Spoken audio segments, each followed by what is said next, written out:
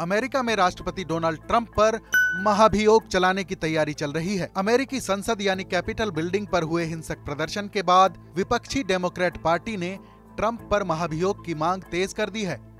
वहीं Republican party के नेता भी ट्रंप समर्थकों के कैपिटल पर इस हमले को महाभियोग चलाने के लिए काफी बता रहे हैं। डेमोक्रेटिक नेता और अमेरिकी संसद की स्पीकर नैन्सी पेलोसी ने अपने साथी सांसदों को वो योजना बताई है जिसके तहत डोनाल्ड ट्रंप पर महाभियोग की प्रक्रिया शुरू करने से पहले ही उन्हें व्हाइट हाउस से हटाने का पूरा ब्यौरा तैयार किया गया है। अमेरिकी संविधान के आर्टिकल 2 सेक्शन 4 के मुताबिक राजद्रोह, भ्रष्टाचार, किसी बड़े अपराध या किसी गलत व्यवहार के लिए दोषी पाए जाने पर यूनाइटेड स्टेट्स ऑफ अमेरिका के राष्ट्रपति, उपराष्ट्रपति और किसी भी अधिकारी के खिलाफ महाभियोग चलाया जा सकता है और साथ ही उसे पद से भी हटाया जा सकता है।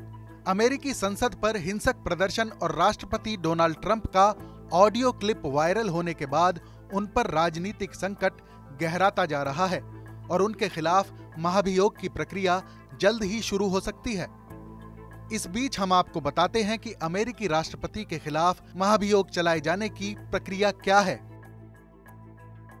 अमेरिकी संसद की 6 कमेटियां महाभियोग संबंधी आरोपों पर जांच करती हैं। जांच के बाद ये कमेटियां अपनी राय न्यायिक कमेटी को भेजती हैं। सहमति बनने पर महाभियोग के एक या ज्यादा आर्टिकलों के तहत सदन में वोटिंग की जाती है। सदन में महाभियोग के पक्ष में अगर बहुमत होता है तो महाभियोग चलाया जाता है। महाभियोग का मामला सीनेट में पहुंचता है, जहां राष्ट्रपति के खिलाफ ट्रायल चलाया जाता है। सीनेट में ट्रायल के बाद वोटिंग होती है। 2/3 बहुमत होने पर राष्ट्रपति को दोषी ठहराया जाता है। महाभियोग में दोषी ठहराए जाने के बाद राष्ट्रपति को बर्खास्त कर दिया जाता है। अब इस महाभियोग की कार्रवाई में अमेरिकी राष्ट्रपति के बचने का क्या रास्ता है वो भी जान लीजिए। सदन की 6 कमेटियों की राय को अगर न्यायिक कमेटी ने स्वीकार नहीं किया तो प्रक्रिया वहीं ठप हो सकती है। सदन ने महाभियोग के पक्ष में बहुमत नहीं दिया तो महाभियोग की कार्रवाई आगे सीनेट तक नहीं जा सकती। ट्रायल के बाद सीनेट में अगर 2/3 बहुमत ने राष्ट्रपति के निर्दोष होने के पक्ष में वोट दिया तो भी बचा जा सकता है। अमेरिकी इतिहास में अब तक सिर्फ 2 राष्ट्रपतियों पर महाभियोग की कार्रवाई हुई है।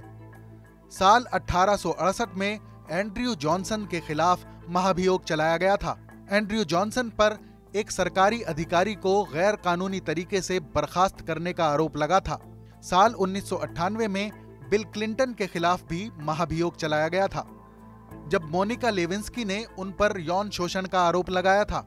इन दोनों ही राष्ट्रपतियों को जांच के बाद बख्श दिया गया था और दोनों ने अपना कार्यकाल पूरा किया था। इन दोनों अमेरिकी राष्ट्रपतियों के अलावा साल 1974 में वाटरगेट स्कैंडल के मामले में रिचर्ड निक्सन के खिलाफ भी महाभियोग की तैयारी पूरी हो गई थी, लेकिन निक्सन ने उससे पहले ही इस्तीफा दे दिया था। TV9 भारतवर्ष डिजिटल के लिए फरीद अली की खास रिपोर्ट।